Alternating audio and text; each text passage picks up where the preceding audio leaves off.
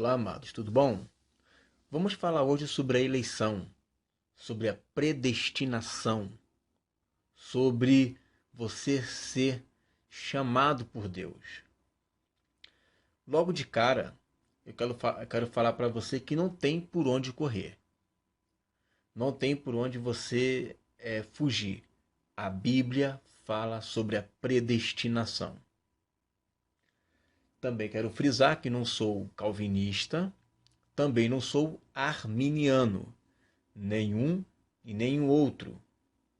Contudo, eu entendo plenamente que Deus, ele elegeu pessoas, ok? Eu já vou dizendo que eu creio numa predestinação em que Deus elege pessoas numericamente. Deus ele elegeu, Deus ele escolheu, Deus ele predestinou pessoas para estarem no teu reino. Contudo, o fato dele ter predestinado não significa que essas pessoas estão peremptoriamente salvas. Eleição não é um passaporte para a salvação. Eleição significa que você é um candidato a fazer parte do reino de reis e sacerdotes. Tanto que é eleito quanto que não é eleito, tanto um quanto o outro, eleitos e não eleitos, eles têm a chance de serem salvos. Eu não vou tratar aqui as minúcias da criação daqueles que não são eleitos, como que é a forma deles serem salvos, porque eu já fiz um vídeo sobre isso e posso deixar aqui na descrição o link para que você possa ver, né, assistir e estudar a aula que eu falo sobre a criação que está dentro do seminário do Evangelho do Reino de Deus. Ok? Mas, de cara, eu posso dizer para você que eu acredito sim na predestinação, porém, o fato da pessoa ser predestinada não significa que ela está peremptoriamente salva. E o fato da pessoa não ser predestinada não significa que ela está peremptoriamente condenada. Eleição não tem a ver com salvação. Eleição tem a ver com vocação, um chamado ministerial. Certo? E para isso, eu quero ler com vocês o texto que está lá em Romanos, no capítulo 9. O texto de Romanos, capítulo 9, ele é um texto que ele é um capítulo pequenininho. Claro que você não pode ler ele isolado, você tem que ler o capítulo 8, você tem que ler o capítulo 10, capítulo 11. É um conjunto de textos, tá? Contudo, é um capítulo muito interessante. Porém, você não pode lê-lo isolado. Você não pode chegar para ler esse texto simplesmente lendo avulso. Você tem que conhecer da história do povo de Israel. Você tem que conhecer da história de, de dos textos, né, que o apóstolo Paulo está usando. O apóstolo Paulo usa um texto, mas você tem que ler buscar aonde o apóstolo Paulo está usando esse texto. E ao buscar o texto que o apóstolo Paulo está usando, você vai então entender o contexto pela qual esse texto foi utilizado ali. Tá? Você não pode simplesmente pegar e sair, né, tentando desmistificar sem ir primeiro lá no contexto original da onde foi retirado a ideia de Paulo. Tá? E nós vamos ver aqui que Paulo acreditava firmemente na eleição, na predestinação, na vocação. Tá? Então vamos ler o texto. Em Cristo digo a verdade, não minto, dando-me testemunho a minha consciência no Espírito Santo, que tenho grande tristeza e contínua por dor no meu coração, porque eu mesmo poderia desejar ser anátema de Cristo, por amor de meus irmãos, que são meus parentes, segundo a carne. Então a primeira coisa que nós vamos ver aqui é o seguinte, tá? Que o apóstolo Paulo ele está dizendo, escrevendo o seguinte: mesmo porque eu mesmo poderia desejar ser anátema de Cristo. Se você for ler esse texto aqui, tá, você vai perceber que ele está fazendo um link com a oração de Moisés. Olha o que Moisés fala. Assim tornou-se Moisés ao Senhor e disse: Ora, este povo cometeu grande pecado, fazendo para si deuses de ouro. Agora, pois, perdoa o seu pecado, senão risca-me, peço-te, do teu livro que tens escrito. Então disse o Senhor a Moisés: Aquele que pecar contra mim, a este riscarei do meu livro. Êxodo 32, 31, 33. Então, existe sim a possibilidade, tá, do nome da pessoa ser riscado, ser anátema, correto? Não é que o nome da pessoa fica sendo riscado e escrito. Risca, escreve. Não. Existe um texto em Apocalipse que fala, se não me engano é Apocalipse capítulo 13, que fala que adoraram a besta todos aqueles que não têm o seu nome escrito no livro da vida desde a fundação do mundo. Isto significa que existe pessoas que têm o seu nome escrito no livro da vida desde a fundação do mundo. Eu já disse isso no seminário. As pessoas que têm o seu nome escrito no livro da vida são exatamente aquelas pessoas que fazem parte do corpo de Cristo, ou seja, que fazem parte do corpo de reis e sacerdotes. Por isso que só pode entrar na cidade quem tem um nome escrito no livro da vida. E você sabe que a cidade é a igreja. Que você sabe que a cidade é a noiva. Você sabe que a cidade é a esposa. Que Jesus fez aquela promessa lá em Apocalipse que aquele que vencer faria a coluna da Nova Jerusalém. Faria parte da coluna da Nova Jerusalém. Isso significa que a Nova Jerusalém só entra nela, ou seja, só vai fazer parte desse governo, desse reino, quem tem um nome escrito no livro da vida. Aquele que tem um nome escrito no livro da vida, esse fará parte do governo. Certo?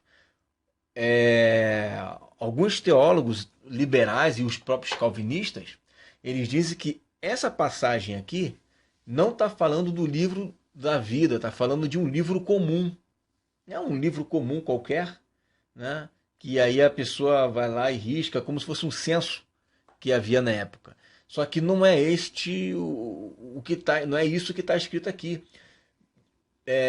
Moisés está dizendo: risca-me, peço, do teu livro, ou seja, o livro que o Senhor tem aí escrito, né? O livro que o Senhor tem, o Senhor pode apagar, o Senhor pode escrever. Não é um livro comum, gente. Isso aí é forçar o texto. Não é um livro comum.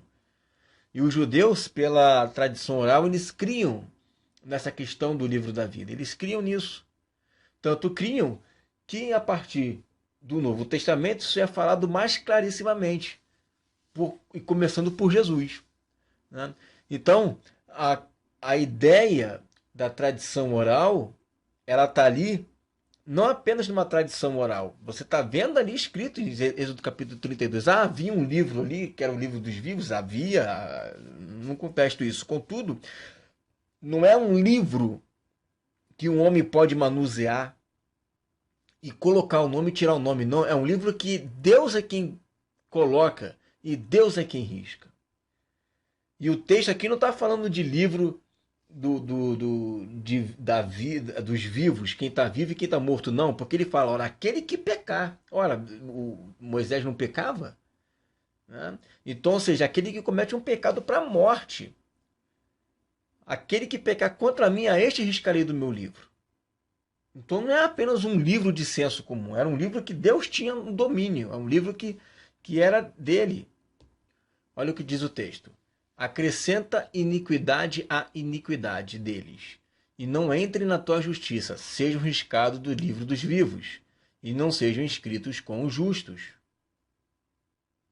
Então você percebe aí que é algo que é muito mais além do que simplesmente um livro, como se fosse um censo, né? Em Apocalipse 3,5 diz assim: e ao que vencer, esse será vestido de vestes brancas, e de maneira nenhuma arriscarei o seu nome do livro da vida. E confessarei o seu nome diante de meu Pai e diante dos seus anjos. Apocalipse 3,5. Então esse texto aí está mostrando também que alguns calvinistas não gostam deles. Ele disse que, olha, tá vendo aí, ó, de maneira nenhuma arriscarei o seu nome do livro da vida. Sim, De maneira nenhuma, mas para aquele que vencer. Aquele que vencer, de maneira nenhuma ele irá arriscar. Contudo, aquele que não vencer, Deus vai riscar. Tanto pode riscar que lá em Êxodo poderia ser riscado. Não tem ali mistério nenhum, tá? Tanto pode riscar que lá em Êxodo está dizendo que risca, né? E ele risca mesmo, certo? É só cometer um pecado para a morte. Que pecados para a morte são esses? Um exemplo seria uma blasfêmia contra o Espírito Santo, ok? Então essa oração que Paulo está fazendo aqui é a mesma que Moisés fez. Aí ele diz assim, que são israelitas, dos quais é a adoção de filhos, é a glória, as alianças, é a lei, o culto e as promessas, dos quais são os pais, e dos quais é Cristo, segundo a carne, o qual é sobre todos Deus bendito eternamente. Amém. Não que a palavra de Deus haja faltado, porque nem todos os que são de Israel são israelitas. Aqui que começa o show, tá? Vamos lá, meus irmãos. Não que a palavra de Deus haja faltado, porque nem todos que são de Israel são israelitas. O que o apóstolo Paulo está querendo dizer com esse texto aqui? Tá? Nem todos que são de Israel são israelitas.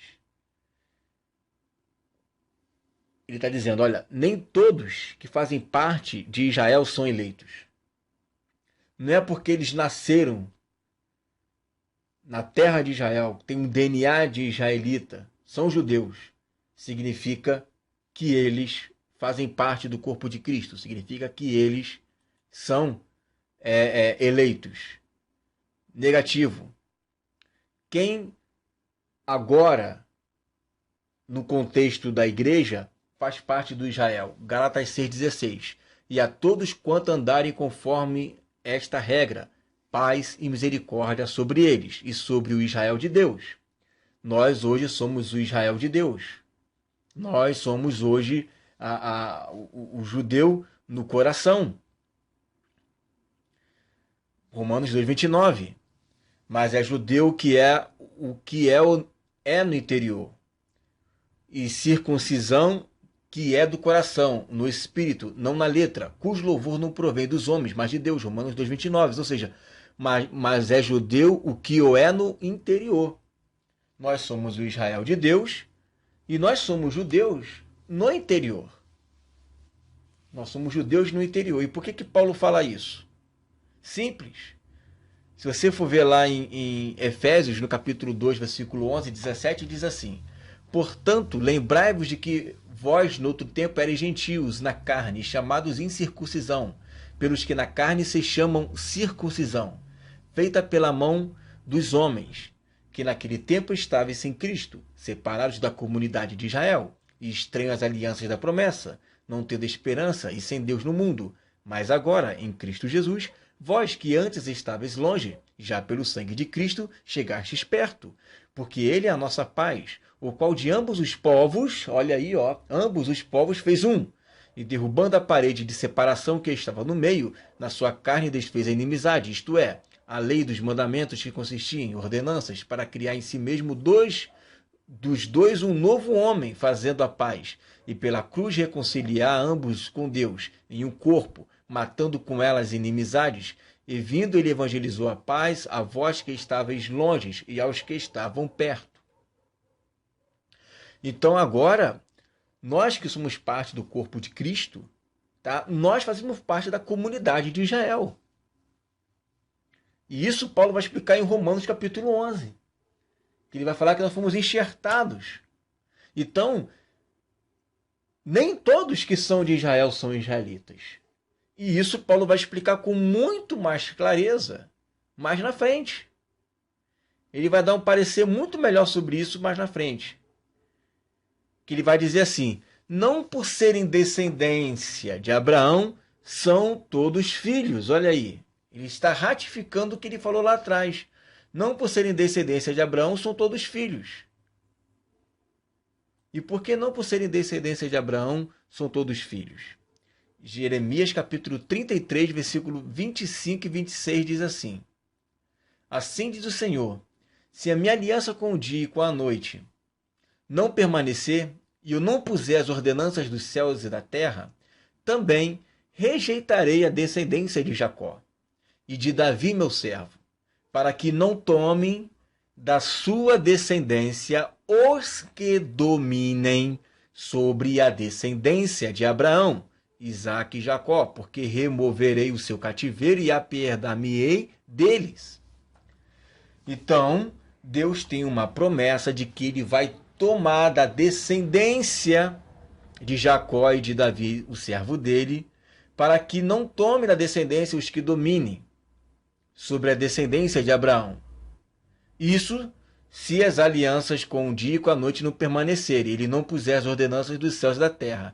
Aí ele rejeita a descendência de Jacó, o seu servo, tá? E aí, rejeitando, não haverá uma descendência que domine sobre a descendência de Abraão.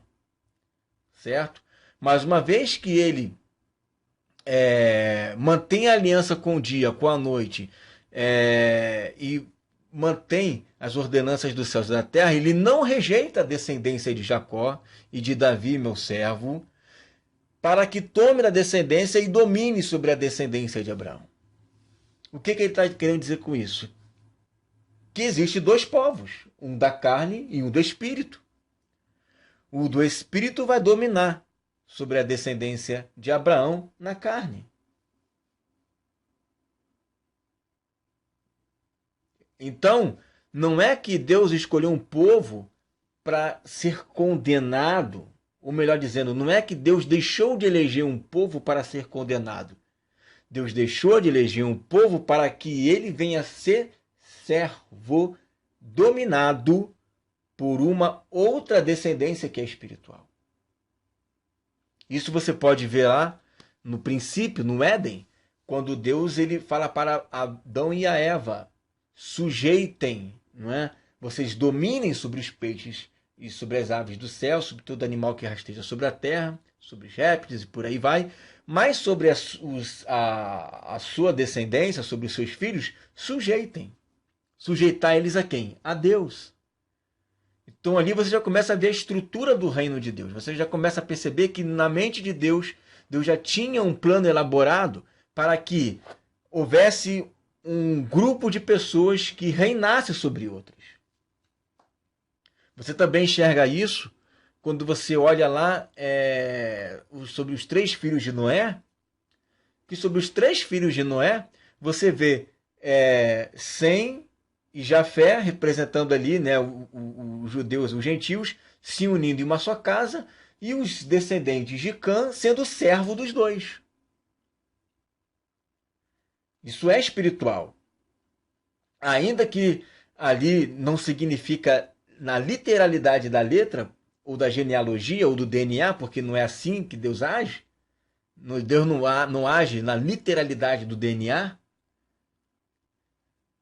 Aquela promessa que está ali figurada, ela representa um prototipo do que é o reino de Deus. De que como vai ser no seu reino. E é esse prototipo que você vai ver também daqui a pouco. Quando ele vai usar o exemplo de Esaú e vai usar o exemplo de Jacó. A ideia é a mesma que você vê em Gênesis, lá com Adão e a Eva. É a mesma que você vê em Gênesis, lá com Sem, Cã e Jafé. A ideia é a mesma, que está aqui em Jeremias, uma descendência que domine sobre a mesma descendência. Correto? Deixa eu voltar aqui que vamos ler o texto. Mas em Isaque será chamada a tua descendência. Isto é, não são os filhos da carne, que são os filhos de Deus. Preste atenção. Mas os filhos da promessa são contados como descendência. Porque a palavra da promessa é esta: por este tempo virei, Sara terá um filho. E não somente esta, mas também Rebeca, quando concebeu de um, Isaque, nosso pai. Então você observa que existem 2 descendências, um da carne e um do espírito. E o da carne fica muito fácil explicar, porque são aqueles que não nascem de novo. E os do Espírito também é muito fácil de explicar. Gálatas 3,29 diz: E se sois de Cristo, então sois descendentes de Abraão e herdeiros conforme a promessa. Gálatas 3,29.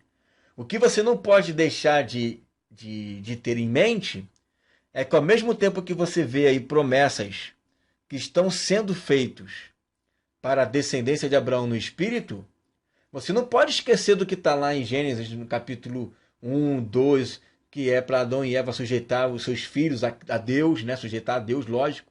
Você não pode se esquecer daquela promessa que está lá para Sem, Cã e Jafé, que os descendentes de Cã serão servos. Serão servos de Sem e Jafé. Você não pode esquecer essas promessas. O problema é que a pessoa está olhando para esse texto aqui e está esquecendo o que está prometido lá do reino. Como que vai ser o reino de Deus? A pessoa está lendo esses textos aqui, nós somos os filhos de Abraão, nós somos os descendentes de Abraão, e está esquecendo que no reino milenar tem um monte de gente que não está glorificado, que não está rei sacerdote, mas está ali vivo e é fiel. Que povo é aquele? Né? Ora, as promessas foram feitas a Abraão e a sua descendência. Não dize as descendências, como falando de muitas, mas de uma só. E a tua descendência, que é Cristo. Gálatas 3,16. Então, a descendência espiritual é a descendência de Isaac. A descendência espiritual é a descendência de Isaac. Correto? Vamos continuar lendo.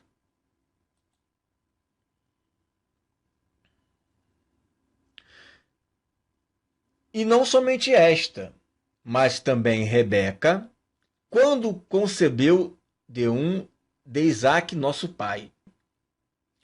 Porque não tendo eles nascido, nem tendo feito bem ou mal, para que o propósito de Deus, segundo a eleição, ficasse firme, não por causa das obras, mas por aquele que chama.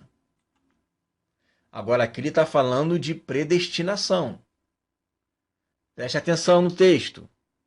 Porque não tendo eles ainda nascido, não tendo feito bem ou mal, para que o propósito de Deus, segundo a eleição, ficasse firme, não por causa das obras. Então não tem a ver com obras. Não tem a ver com fidelidade, não tem a ver aqui com, igual alguns arminianos acreditam, né? Deus viu você sendo fiel e por ele ter visto você tendo sido fiel, Deus elegeu você. Não, não é por causa das obras. É por que então, se não é por causa das obras? O texto explica. Se não é por causa das obras, é por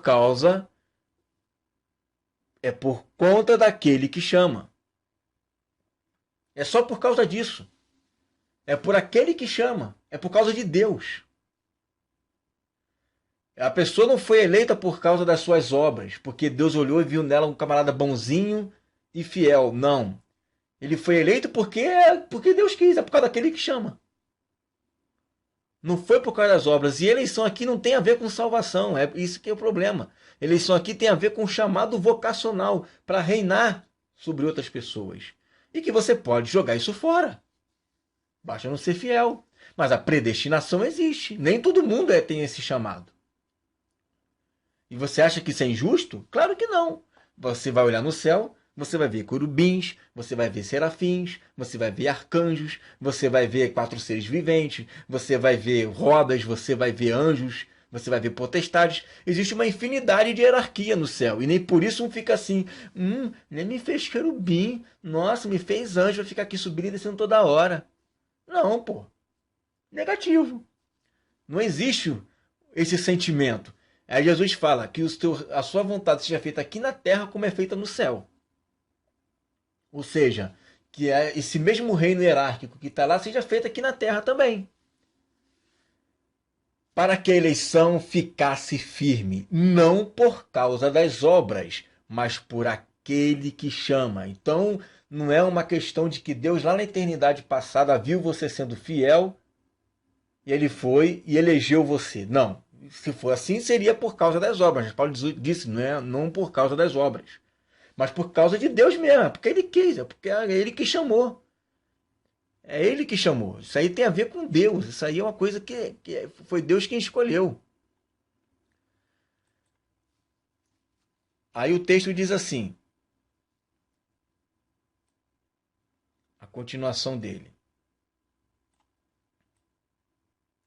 Foi dito a ela, o maior servirá ao menor. O maior servirá. Aí está dizendo, né, que o maior servirá ao menor. Se o maior serve o menor, não está dizendo que o menor vai ser condenado. Né? Ou o maior será condenado, que no caso aí o maior era Esaú, que vai servir a Jacó. Não está dizendo aqui que haverá uma condenação, mas que haverá uma servidão. Preste atenção no texto. Um foi eleito para que esse seja senhor daquele que não foi eleito. É esse o propósito da eleição, gente. O propósito da eleição é esse aqui, ó, para que o maior venha servir ao menor. É só isso. É só isso. E o texto continua não. E você lê isso daí lá em Gênesis, capítulo 25, versículo 23. E o Senhor lhe disse, 2 nações há no teu ventre, e 2 povos se dividirão das tuas entranhas, e um povo será mais forte do que o outro, e o maior servirá ao menor. A questão aqui é servidão, não é condenação. A eleição existe. Só que como Calvino entendeu errado e Armínio mais errado ainda, né, juntou ali 2 errados. Tem que ter um equilíbrio, porque a Bíblia fala sobre predestinação. E a Bíblia fala de pessoas que não são predestinadas mesmo. Mas a questão da predestinação aqui é servidão. É para que um venha servir ao outro, e um será senhor de outro. Olha como que a igreja primitiva, elas entendiam esse texto. Isso aqui é Irineu de Leão, tá? Que escreve aqui esse texto.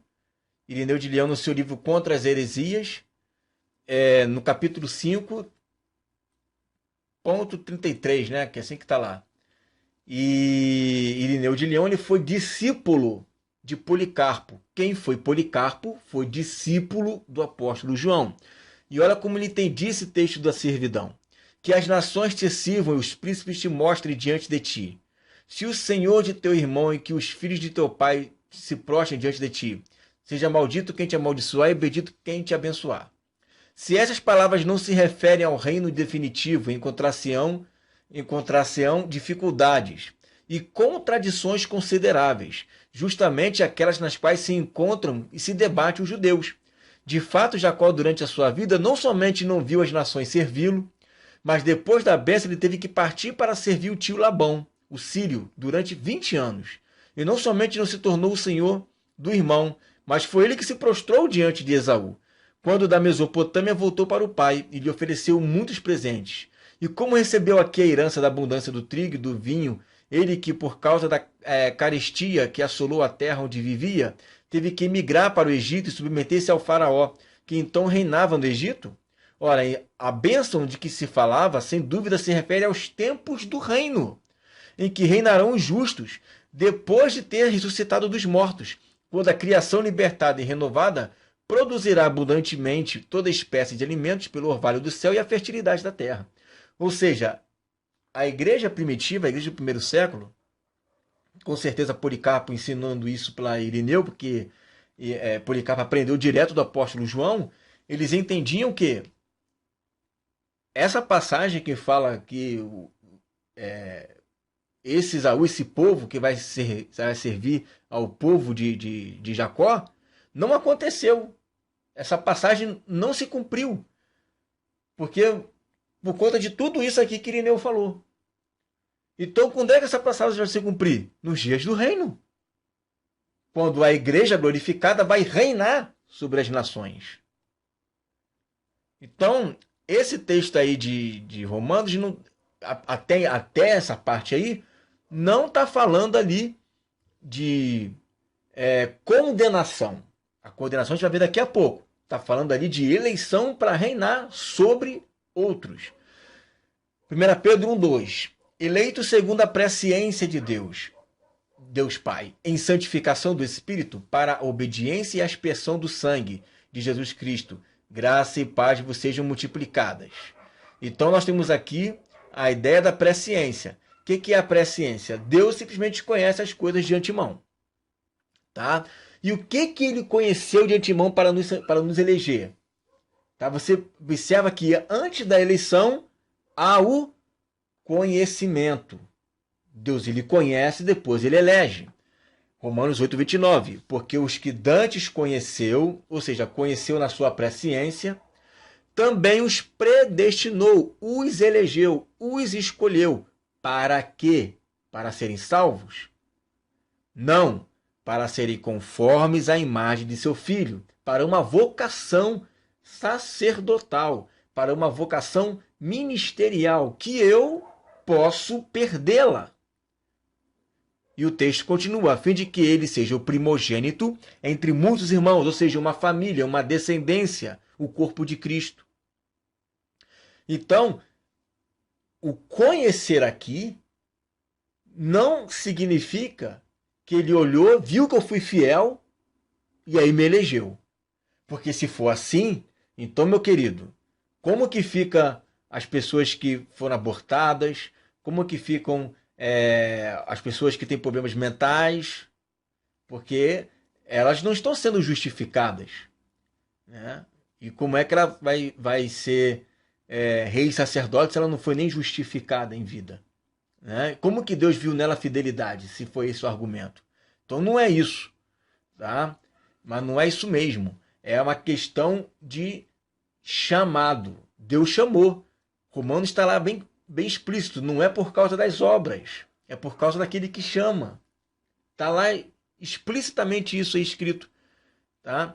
E aí as pessoas que Deus ele predestinou, que Deus ele elegeu, pessoas numericamente falando, essas pessoas têm a capacidade, por conta do Espírito Santo, serem conforme à imagem de seu Filho. Ok?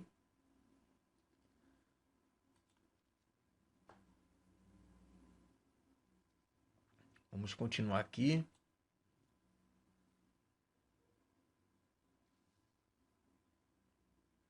Olha aí, Isaías 65:9.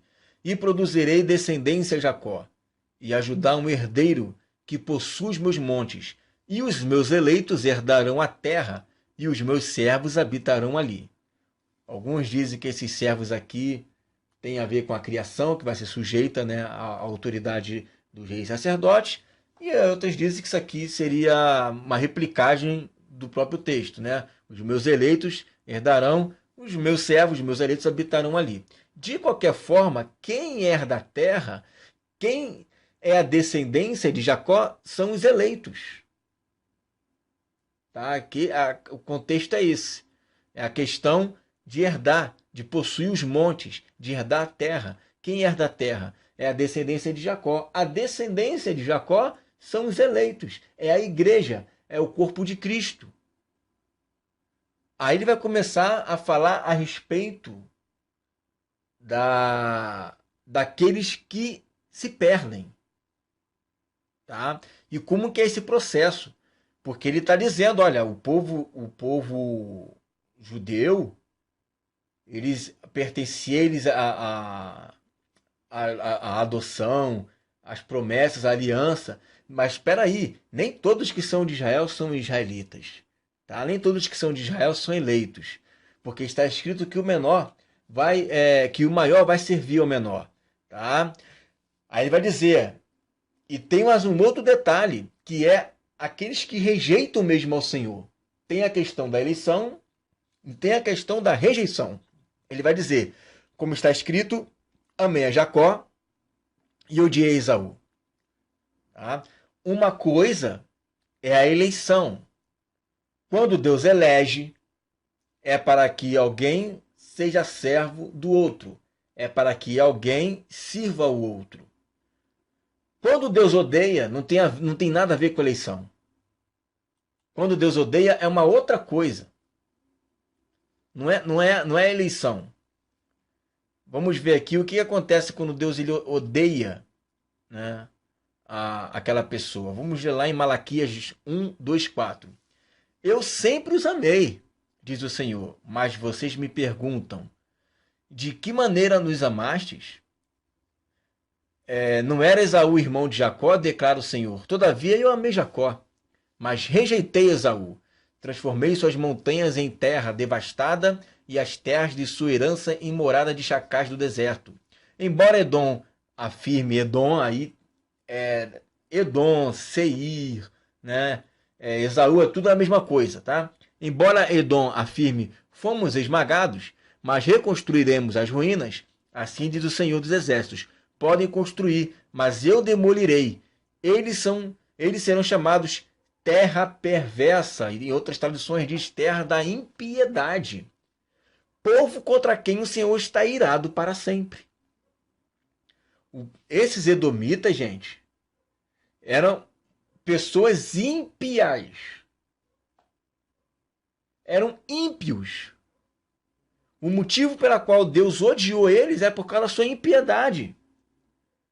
Os edomitas, eles acreditavam que Israel tinha tomado a terra de Canaã pela mentira, pela fraude. Eles cooperaram com a Síria para poder invadir Judá.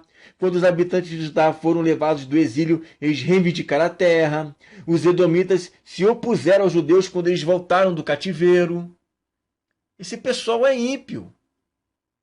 A impiedade deles, a perversidade deles, fez com que Deus odiasse, ficasse irados para sempre. Olha o que diz aí Obadias 1, 8 e 15.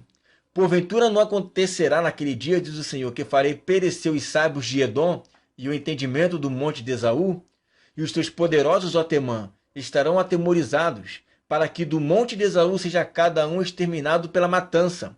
Por causa do que eles são odiados? Por que Deus amou a Jacó e aborreceu Esaú? Foi por causa da eleição? Não, a eleição é uma outra história. Eleição tem a ver com servidão. Eleição não tem a ver com obra. Eleição tem a ver com chamamento, por conta daquele que o chama pelo céu, simplesmente por conta da sua vontade.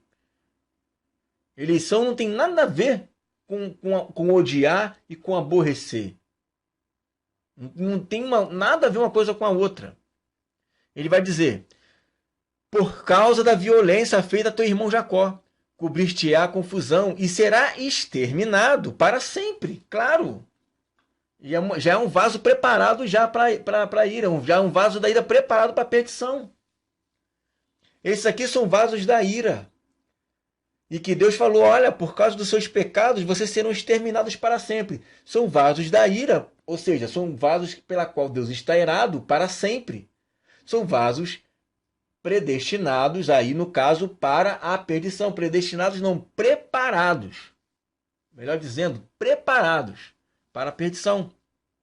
No dia em que o confrontastes, no dia em que estranhos levaram cativo o seu exército, e os estrangeiros entravam pelas suas portas, e lançaram-se sorte sobre Jerusalém, tu eras também como um deles. Mas tu não devias olhar com prazer o dia do teu irmão, no dia do seu infortúnio, nem alegrar-te sobre os filhos de Judá, no dia da sua ruína, nem alagar a sua boca no dia da angústia, nem entrar pela porta do meu povo no dia da calamidade. Sim, tu não devias olhar satisfeito o seu mal, no dia da sua calamidade, nem lançar mão dos seus bens no dia da sua calamidade, nem parar nas encruzilhadas para exterminar-lhes os que escapassem, nem entregar os que lhe restassem no dia da angústia, porque o dia do Senhor está perto, sobre todos os gentios, como tu fizestes, assim se fará contigo, a tua recompensa voltará sobre a tua cabeça.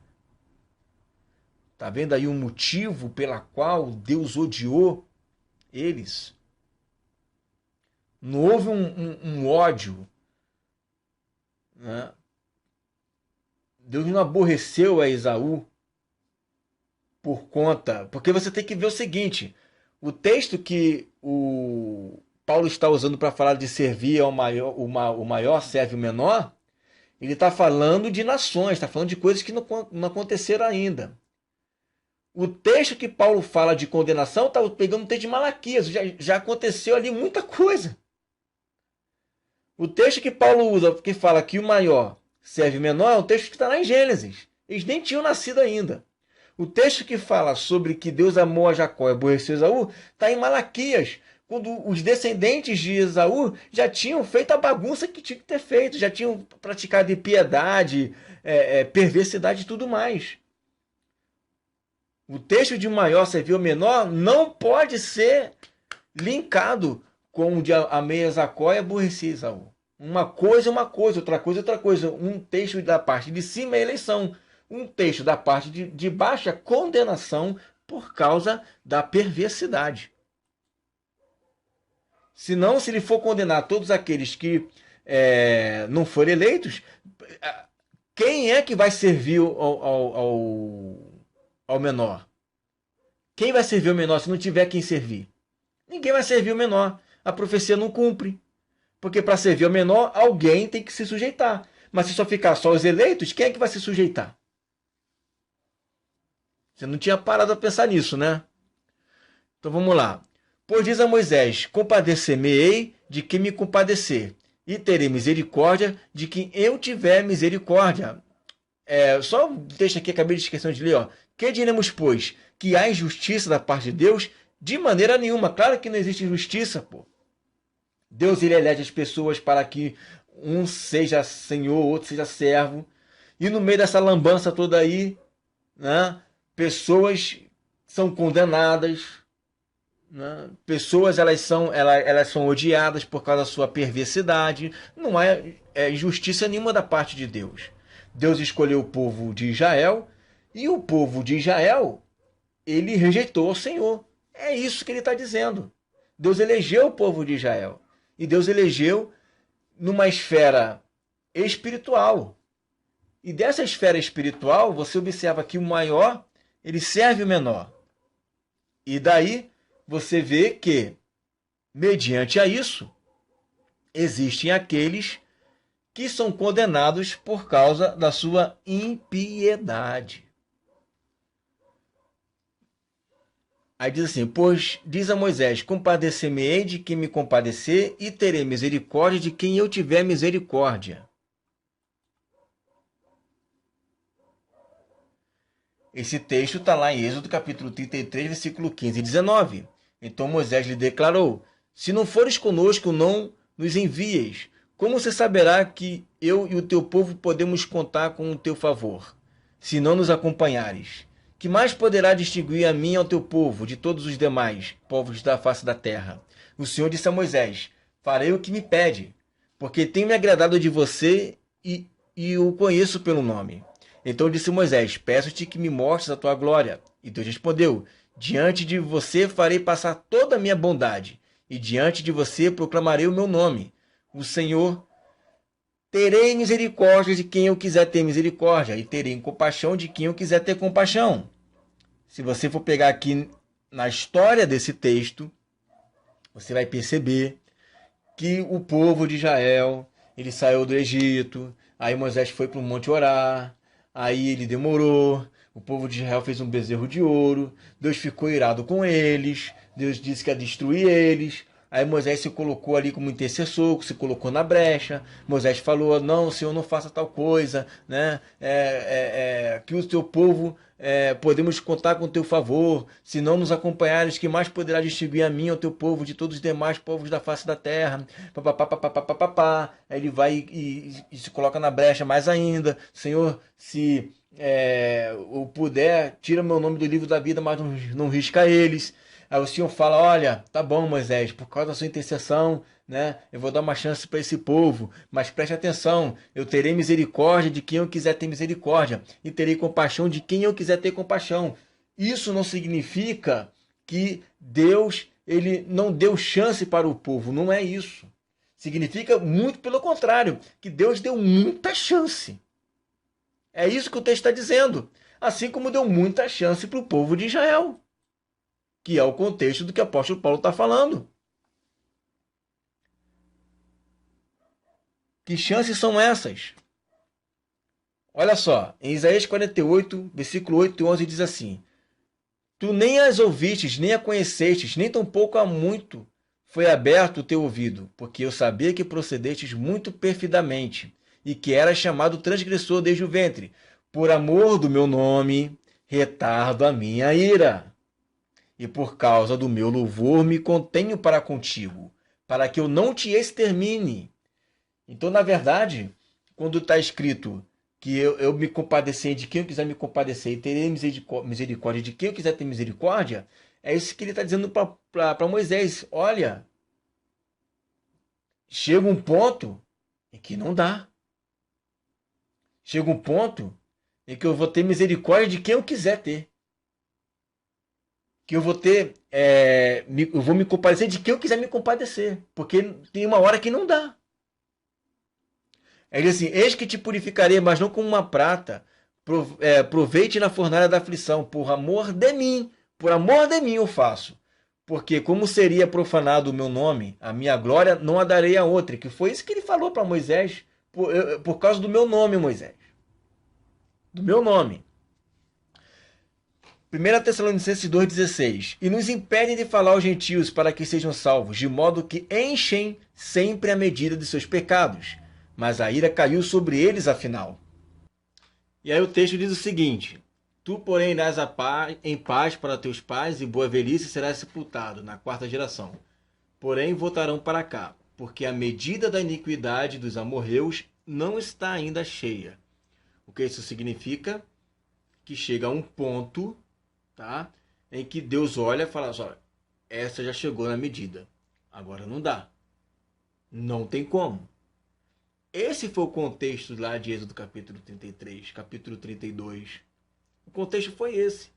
Deus olhou para aquele povo e a intercessão de Moisés fez com que Deus ainda aplacasse a tua ira. Não é o que está lá em Pedro, quando ele fala que Deus não retarda a sua promessa, ainda que alguns a tenham como tardia, mas é longânimo para com todos, não querendo que alguns se percam, mas que todos venham se arrepender-se. Né? E aí você vê também lá em Mateus, no capítulo 23, versículo 31 e 33, assim: Assim vós testemunhais contra vós mesmos que sois filhos daqueles que mataram os profetas.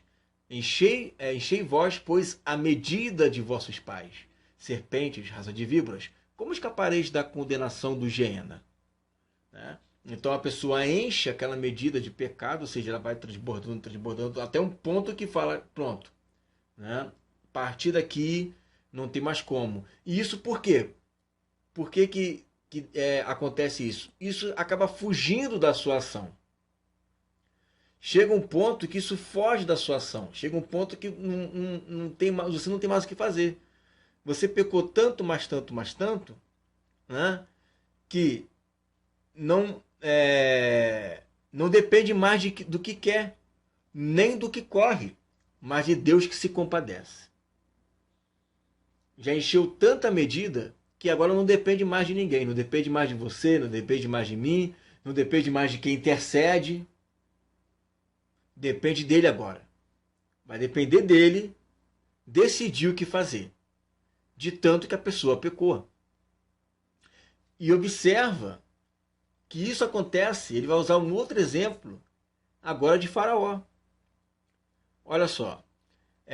Assim, pois, então, não depende do que quer nem do que corre, mas de Deus que se compadece. Deixa eu ver o que está cortando aqui. Porque diz a Escritura a Faraó: Por isso mesmo te levantei, para em ti mostrar o meu poder, e para que meu nome seja anunciado em toda a terra. Logo, pois, compadece de quem quer e endurece quem quer. Vamos ver o que Paulo está querendo dizer com isso. Você viu que ele não há ninguém que pode resistir à sua vontade. Uma vez que ele decide, né, cabe a ele querer condenar ou não. Tá? Muito bem. Aí ele vai usar agora o exemplo de Faraó. Que falou: olha, eu endureci o coração de Faraó. Tá? Ele endureceu. Mas veja, em Êxodo capítulo 3, versículo 19, diz assim: Eu sei, porém, que o rei do Egito não vos deixará ir, a não ser por uma forte mão. Então, Deus já sabia que Faraó ele iria endurecer o coração dele. Isso não foi novidade nenhuma para Deus. Deus já sabia disso. Tanto sabia que já tinha anunciado isso para Moisés. Mas tem um detalhe muito interessante nisso daí. Olha só. Antes de Deus endurecer o coração de Faraó, a Bíblia fala em Êxodo 7,13, 7,22, 8,15, 8,19, 8,32 e 9,34, tá? Que o Faraó estava endurecendo o seu coração. Tá? Então Deus foi dando várias oportunidades para Faraó, até que não deu mais. Aí Deus falou: olha, agora sou eu que vou endurecer o coração dele. Até o capítulo 9, versículo 34, era Faraó que endurecia o seu coração. Era Faraó que estava endurecendo o seu coração. A partir daí, não foi mais Faraó que estava endurecendo o seu coração. A partir daí, era Deus que passou a endurecer o coração de Faraó. Por quê? Porque já chegou a justa medida. Já chegou onde tinha que chegar. E aí Deus vai lá e, ó, pimba, endurece o coração dele. Tá? Deus endurece o coração de Faraó. E como que Deus faz isso? Como que Deus vai e endurece o coração dele? Qual é o método que Deus usa para endurecer o coração de alguém? Tá? Você observa que a partir do versículo do capítulo 10, versículo 27, que o Senhor endurece o coração de Faraó.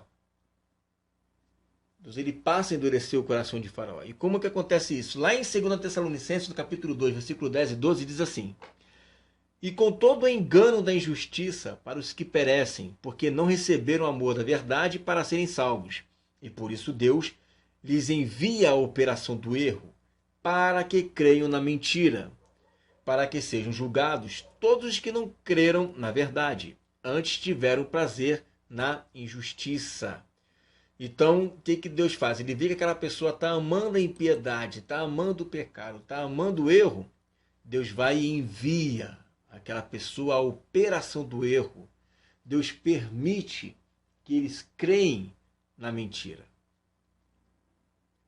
Há uma permissão de Deus. Em Romanos 1, 22, 32 diz assim: Dizendo-se sábios, tornaram-se estultos, e mudaram a glória do Deus incorruptível em semelhança da imagem de homem corruptível, e de aves, e de quadrúpedes, e de répteis.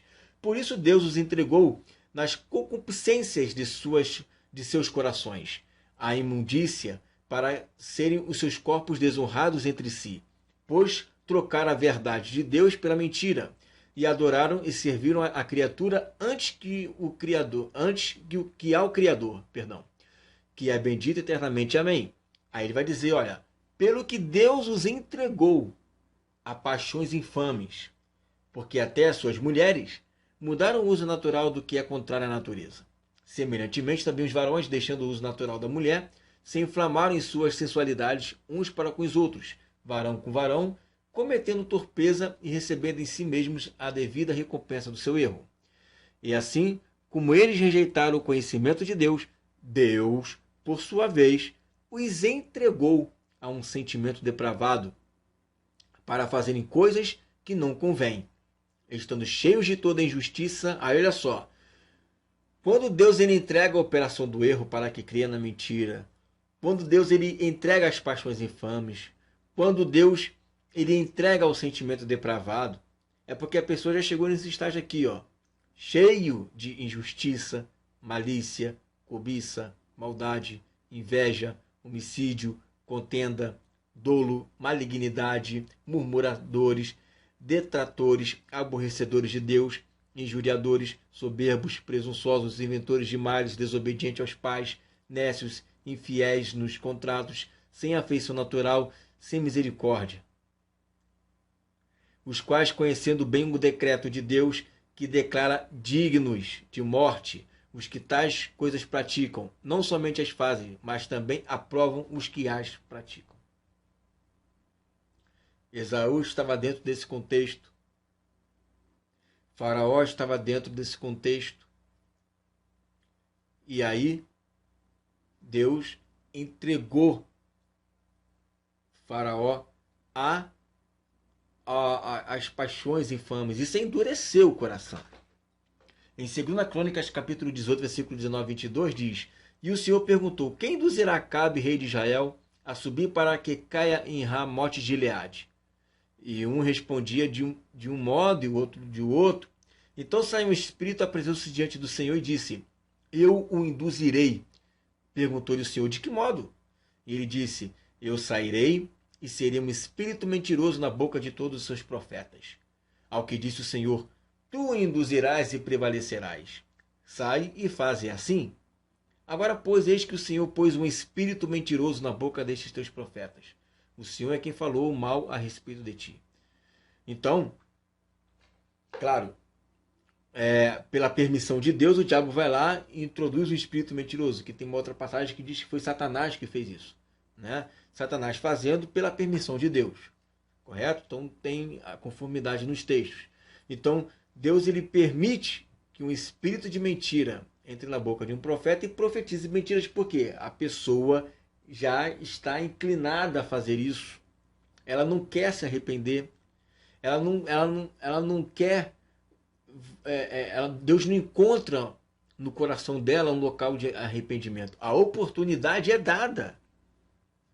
A oportunidade é dada. Mas chega um ponto em que Deus fala: não tem como. E eu terei que me compadecer de quem eu quiser me compadecer. E eu vou ter misericórdia de quem eu quiser ter misericórdia. Porque essa pessoa, ela não tem compaixão, ela não tem misericórdia, é uma pessoa ímpia. É uma pessoa que, por mais oportunidades que eu dê para ela, ela já encheu a medida dos seus pecados. Correto? E aí diz assim: Dir-me-ás então, por que se queixa ele ainda, porquanto que tem resistido à sua vontade? Mas, ó homem, quem és tu que a Deus replicas? Porventura a coisa formada dirá o que a formou: Por que me fizeste assim? Ou não tem o oleiro poder sobre o barro, para da mesma massa fazer um vaso para a honra e outro para a desonra? Vamos entender esse texto. O que será que Paulo está dizendo isso aqui, hein? Que Deus já criou um vaso para ser condenado e um vaso para ser salvo? É isso que Paulo está querendo dizer? Não. Em Isaías 45:9 diz assim: Ai dos que esconde profundamente o seu propósito do Senhor e faz as suas obras, olha aí de novo, olha aí, ó, as suas obras às escuras, e dizem: Quem nos vê? E quem nos conhece? Vós tudo perverteis. Acaso o oleiro há de ser reputado como um barro? De modo que a obra diga do seu artífice: Ele não me fez, e o vaso formado diga de quem o formou. Ele não tem entendimento? Ele vai juntar esse texto com o texto de Isaías, tá? Isaías 40, na verdade, eu li foi Isaías 29, 15 e 16, tá? Agora é Isaías 45:9. Ai daquele que contende com o seu Criador, o caco entre outros cacos de barro. Porventura dirá o barro ao que o formou: Que fazes? Ou dirá a tua obra: Não tens mãos? Então, na verdade, quando Deus ele se indigna com a pessoa, quando Deus ele derrama a sua ira contra aquela pessoa, ele não há ninguém que resista à vontade dele. Um vaso não vai chegar para ele e vai dizer: Não, mas Senhor, faça dessa forma, porque me fizeste assim. E aí Paulo vai começar a falar um pouco dessa restauração que Deus vai fazer com o povo de Israel. Tá? Deixa eu pegar aqui o texto aqui de Jeremias, capítulo 18, versículo 4 e 10. 4 a 10, diz assim: Como o vaso que ele fazia de barro se estragou, na mão do oleiro, tornou a fazer dele outro vaso, conforme pareceu bem aos seus olhos fazer. Então vem a mim a palavra do Senhor, dizendo: Não poderei eu fazer de vós como fez este oleiro, ó casa de Israel, diz o Senhor. Eis que, como o barro na mão do oleiro, assim sois vós na minha mão, ó casa de Israel. Se em qualquer tempo eu falar acerca de uma nação, atenção, tá? Se em qualquer tempo eu falar acerca de uma nação, ele está dizendo ali, ó, lá em Isaías, que vocês são cacos, vocês não podem contender com o Senhor. O que eu faço, o que eu determino é isso. Tá? Vocês pegam contra mim, eu perdoo, vocês pegam contra mim, eu perdoo. Chega um momento em que não dá mais. Porém, para o povo de Israel, ele está dizendo o seguinte, olha, eu não posso formar de uma mesma massa um vaso para honra, para desonra. Eu não posso, que é o que está aqui no texto de Jeremias 18, olha, tornou a fazer dele um outro vaso, ou seja, da mesma massa. Olha só o texto. Se em qualquer tempo eu falar acerca de uma nação e acerca de um reino para arrancar, para derribar e para destruir, e se aquela nação contra a qual falar se converter da sua maldade, também eu me arrependerei do mal que intentava fazer-lhe. Agora eu pergunto, se Deus determinasse que aquela nação ela fosse salva, se Deus já tivesse vendo essa nação, ela vai ser salva. Como é que Deus no coração dele vai tentar fazer uma coisa que ele sabe que não vai fazer? E ele continua. E se em qualquer tempo eu falar acerca de uma nação e acerca de um reino para edificar e para plantar, se ela fizer o mal diante dos meus olhos, não dando ouvidos à minha voz, então me arrependerei do bem que ele tentava fazer. Então está claro que do mesmo vaso ele pode fazer o bem e ele pode fazer o mal. Ele vai juntar os textos de Isaías 29 e Isaías 45, pega Jeremias 18 e diz assim: e que direis se Deus, querendo mostrar sua ira e dar a conhecer o seu poder, suportou com muita paciência os vasos da ira, preparados para a perdição? Olha aí. Então Deus ele suporta para quê, meu irmão? Observa que tudo está dentro do contexto. A questão de suportar com paciência. Por que Deus suporta com paciência? Porque Ele espera que essa pessoa ela se arrependa. Deus dá oportunidade, Deus dá oportunidade, Deus dá oportunidade. A pessoa não se arrepende, a pessoa não quer, de hipótese alguma, muito pelo contrário, ela ama a impiedade, enche a sua medida dos seus pecados, ok? Deus então fica a critério. Eu vou me compadecer se eu quiser, eu vou ter compaixão se eu quiser. Isso vai depender. E aí Deus vai lá e ó, endurece o coração. Deus vai lá e ó, e derrama da sua ira. Enquanto a isso não existe injustiça nenhuma da parte de Deus. E não há quem possa resistir à sua vontade, se ele assim decidir. Não há quem possa resistir à sua vontade. Tá? E aí ele vai dizer o seguinte: suportou com muita paciência os vasos da ira preparados para a perdição. Tá? Vasos da ira preparados para a perdição. Aí você vai ver um texto lá em Ezequiel, capítulo 35, versículo 5 ao 9, dizendo o seguinte: pois que guardaste, ele está falando aqui a respeito, esse contexto aqui, tá? Fala acerca de Edom, ok? Então ele vai pegar um texto lá de Edom, tá? Vai falar dos vasos preparados para a perdição.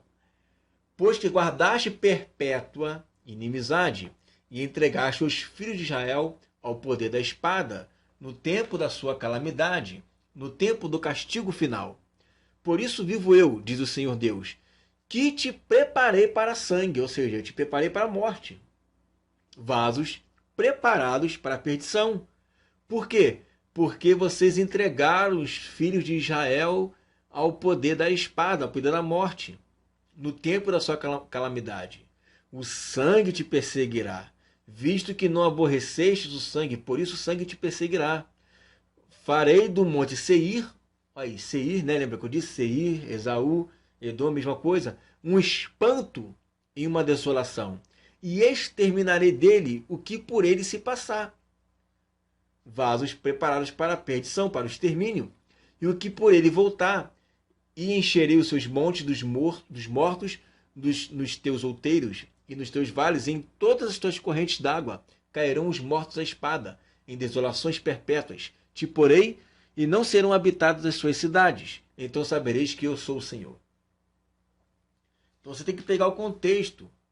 Quando Deus prepara o vaso para a perdição, Deus prepara o vaso, não é porque esse vaso já nasceu, pelo fato de não ter sido eleito, já nasceu certo a ser condenado. Não. Deus prepara essas pessoas para a perdição porque elas decidiram ser preparadas para a perdição. Então Deus viu nelas maldade e falou: pô, vou preparar você para o sangue. Aí ele vai dizer: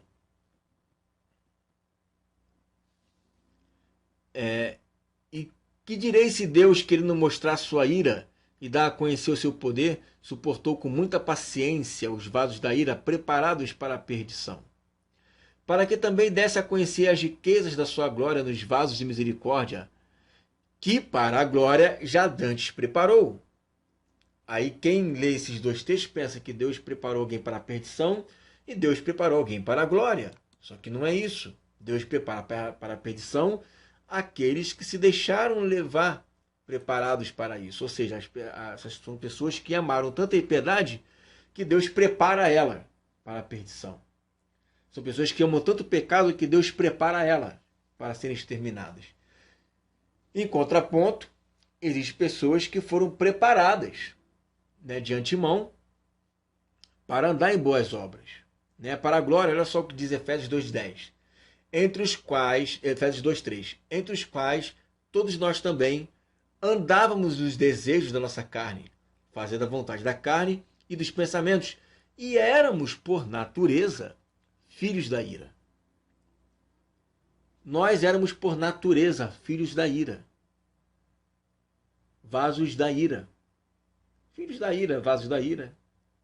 Éramos por natureza, como também os demais. Aí ele vai dizer, Efésios 2:10, mas Deus, sendo rico em misericórdia, pelo seu muito amor com que nos amou, estando nós ainda mortos em nossos delitos, nos vivificou juntamente com Cristo, pela graça sois salvos. Aí vai dizer, porque somos feitura sua, criados em Cristo Jesus, para boas obras, as quais Deus antes preparou para que andássemos nela.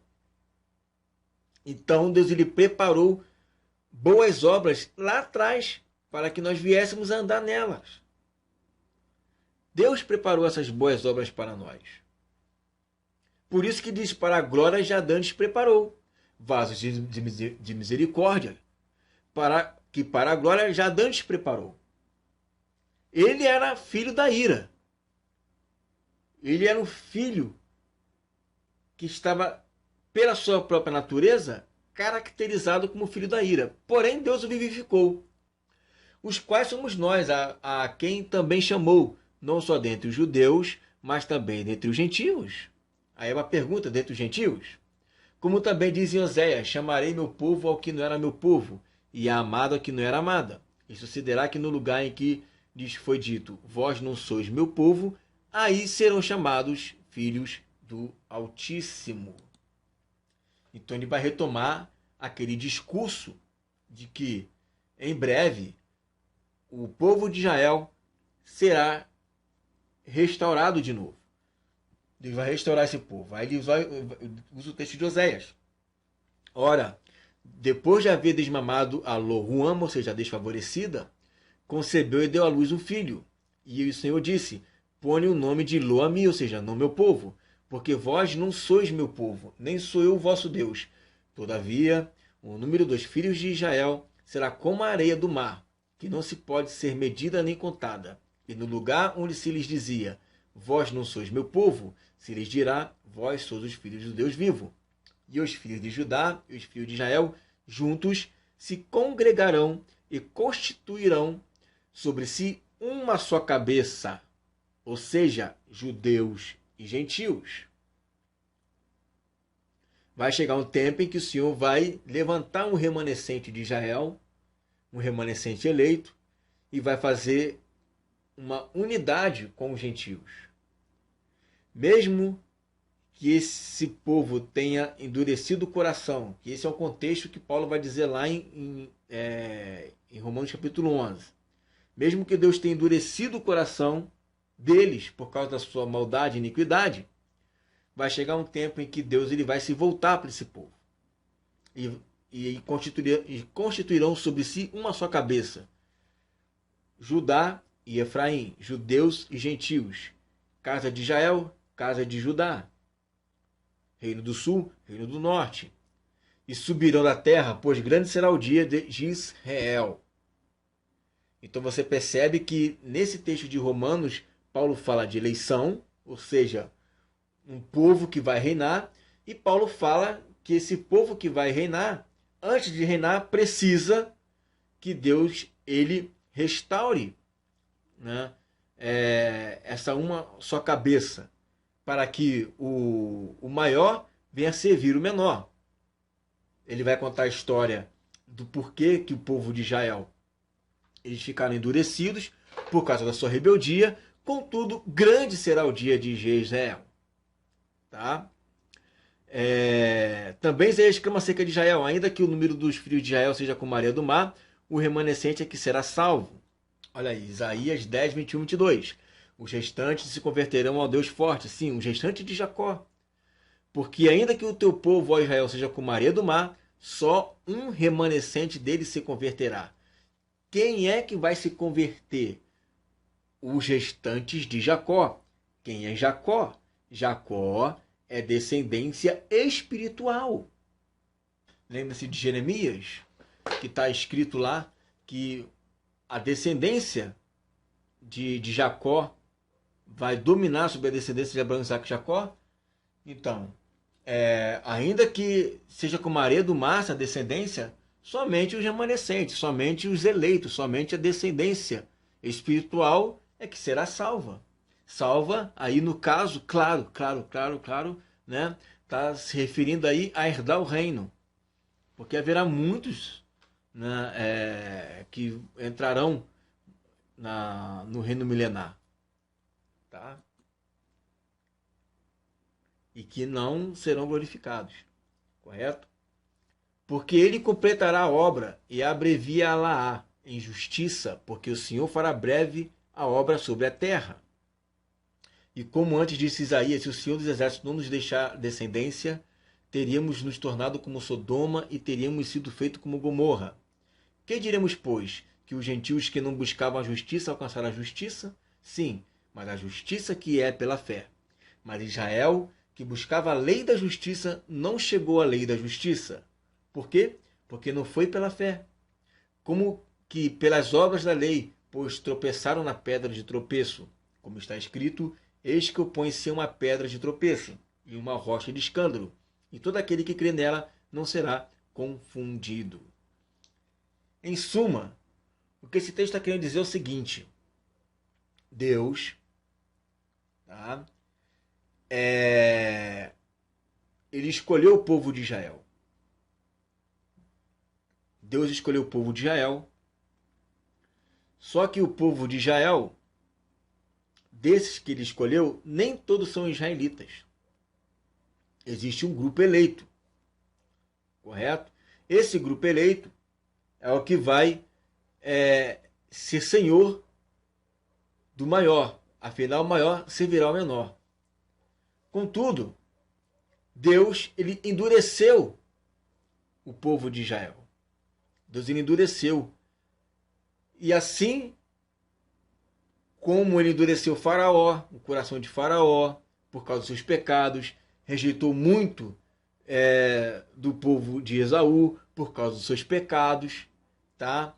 E assim foi. Deus teve misericórdia de quem tiver misericórdia, tá? Ele rejeitou mesmo, porque eles não quiseram Jesus, eles tropeçaram na pedra de tropeço, tá? Mas Deus, da mesma massa, né? ele prepara esses tipos de vaso, tanto para a honra como para a desonra. Tá? Então, essas pessoas que amaram o pecado e a iniquidade, Deus preparou elas para a perdição, mesmo dando várias oportunidades. E tem pessoas que, mesmo sendo filhos da ira, Deus o vivificou e elas andam nessas obras boas que Deus preparou de antemão, e essas pessoas, elas são vasos de misericórdias para a glória já dantes preparados. Ok? E aí ele vai fazer um link de texto de Oséias e Isaías falando que Deus ele vai restaurar aqueles que antes Deus tinha endurecido o coração, para que todos sejam uma só cabeça. Tá? E aí, mesmo que seja os descendentes de Israel como a areia do mar, somente o remanescente que será salvo. Nós lemos lá que é o Jacó, né? E nós lemos aqui em Romanos que Jacó, no caso aqui, é a descendência espiritual e Esaú não. Tá? Então ele está falando o seguinte: Deus escolheu um povo, desse povo, tá? Tem um grupo eleito, que esse grupo vai reinar sobre as nações. Porém, de qualquer forma, sendo eleito ou não, o povo de Israel rejeitou Jesus. E Deus então endureceu o coração, abriu as portas para os gentios. Só que vai chegar um tempo em que Deus vai voltar a olhar de novo para Israel. E aí, esse coração endurecido vai voltar a se arrepender. Esse povo vai se tornar uma só cabeça, que é o corpo de Cristo. E esse remanescente vai reinar sobre essa grande descendência. E não somente sobre essa grande descendência, mas sobre todas as nações da terra. E é sobre isso que Paulo vai falar em Romanos, no capítulo 10 e no capítulo 11. Ok? Esse é o sentido do texto. Não tem nada a ver aqui que Deus já condenou alguém. Não tem nada a ver isso, não. O texto está falando outra coisa. Agora, perguntinhas para a gente fazer para os arminianos. Se a presciência consiste em saber quem vai ser bom e esse bom é eleito, logo teremos o reino só de sacerdotes. Se a presciência consiste em saber quem vai ser bom, ou seja, o camarada fez boas obras, Deus olhou para ele e falou assim: caramba, esse cara tem boas obras, hein? É isso aí, ó. Esse aí vai ser fiel, já vi na minha presciência, então vou eleger ele. Se for assim, então isso significa que nós só teremos um reino onde só existe cacique, só tem sacerdote. Tá? Se essa premissa for verdadeira, logo a pessoa é eleita pelas obras. E se ela é eleita pelas obras, ela vai bater de frente com Romanos 9,11, que diz: porque não tendo eles ainda nascido, nem tendo feito bem ou mal, para que o propósito de Deus, segundo a eleição, ficasse firme, não por causa das obras, mas por aquele que chama. Então não pode a presciência ser vinculada a obras, a fidelidade, a Deus, a conhecer que essa pessoa ia ser fiel. Não pode. A presciência ali está restrita ao conhecer. Aos que dantes conheceu, também os predestinou. E não é isso que Pedro fala? Que a eleição é baseado na presciência? O que é a presciência? A presciência é conhecer. Deus viu 1 milhão de pessoas e predestinou 500. É simples assim.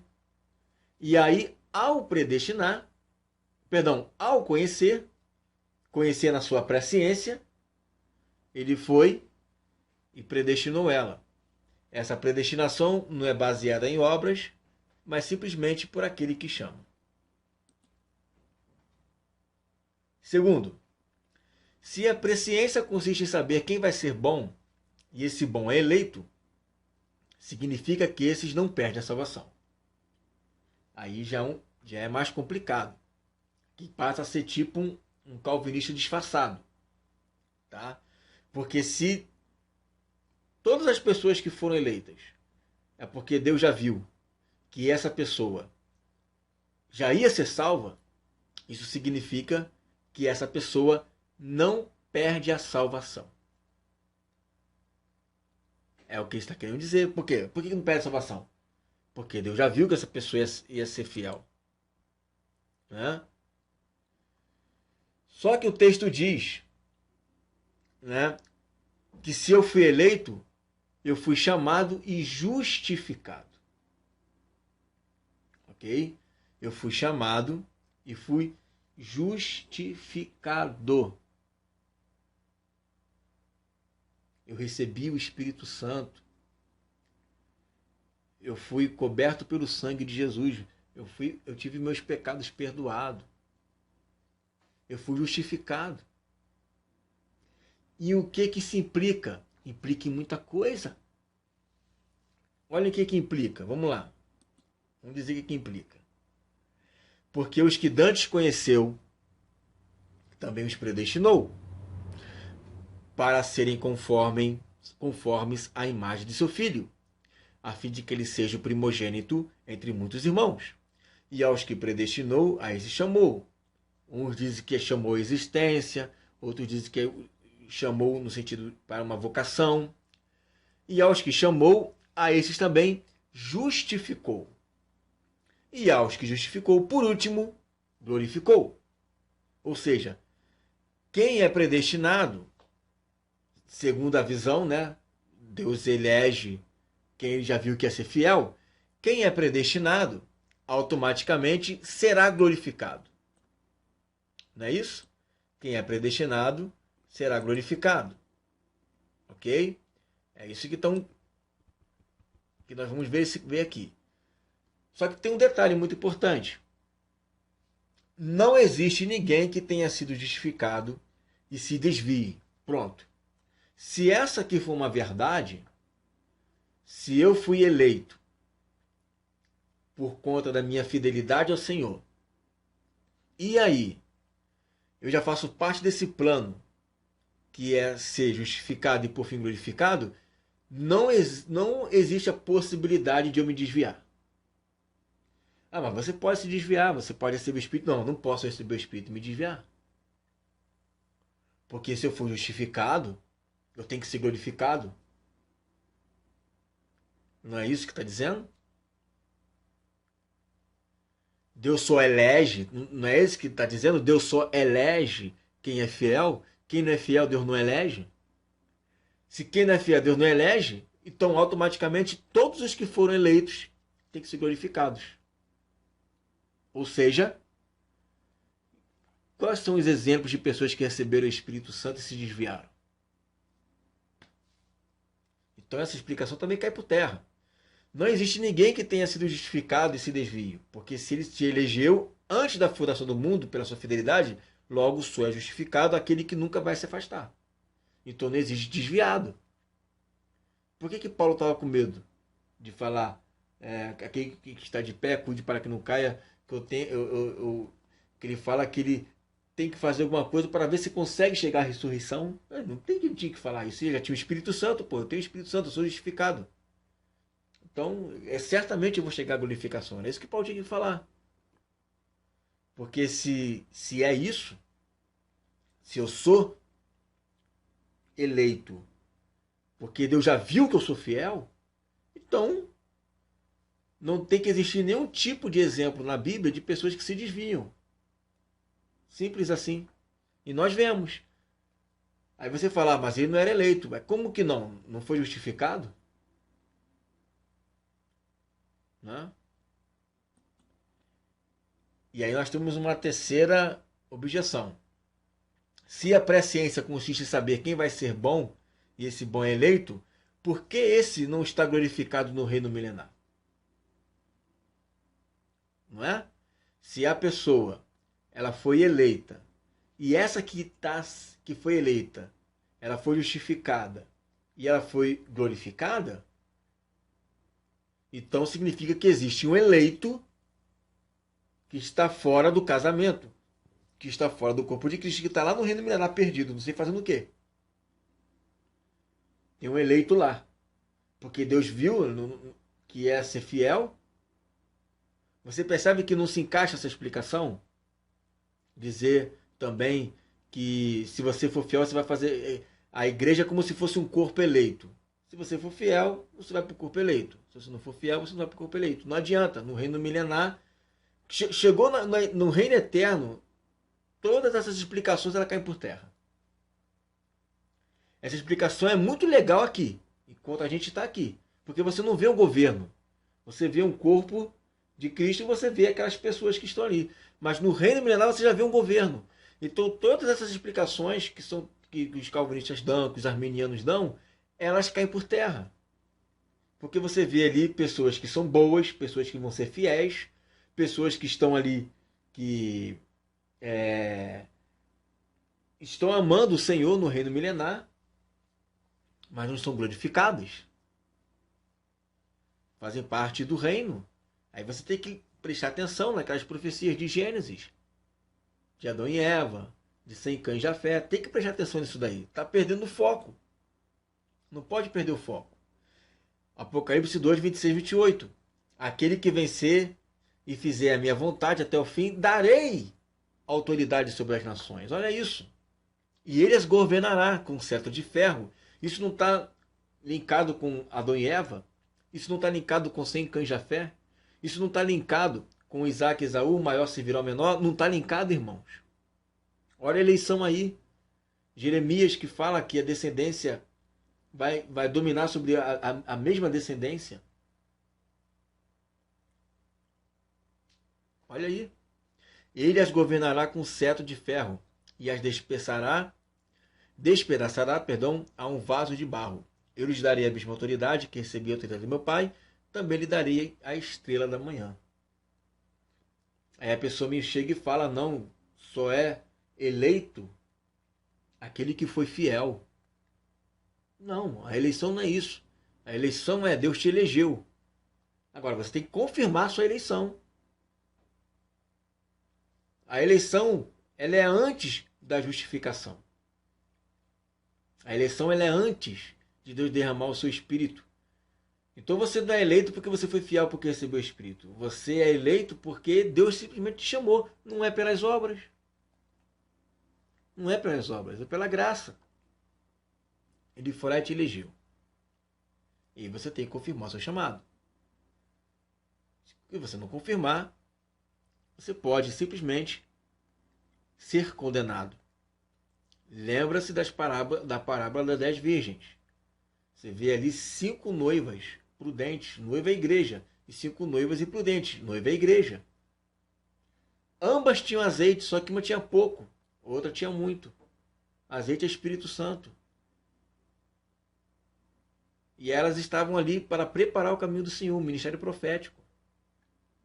Como é que você vai falar para mim que todas elas não eram eleitas? Todas elas eram eleitas. Em outras palavras, eleito não significa que já está salvo perimetralmente. Você é um forte candidato a ser rei e sacerdote. Agora, você tem que confirmar a sua eleição. Você tem que perseverar até o fim. A autoridade sobre as nações é para o que vencer. Se você vencer, de candidato você passa a ser rei e sacerdote. Se não vencer, aí você vai entrar na perdição. Ok? Então tá aí a palavra. Eu creio na predestinação, mas não como os calvinistas e não como os arminianos. Creio que Deus elegeu pessoas para serem reis e sacerdotes, numericamente. Numericamente. Tá? E aí, os que não são eleitos, Deus tem uma forma de salvá-los também. Tá? E eu vou deixar aqui na descrição do vídeo um link falando sobre a criação. Como que Deus salva a criação. Amém, queridos? Fiquem com essa palavra em nome de Jesus.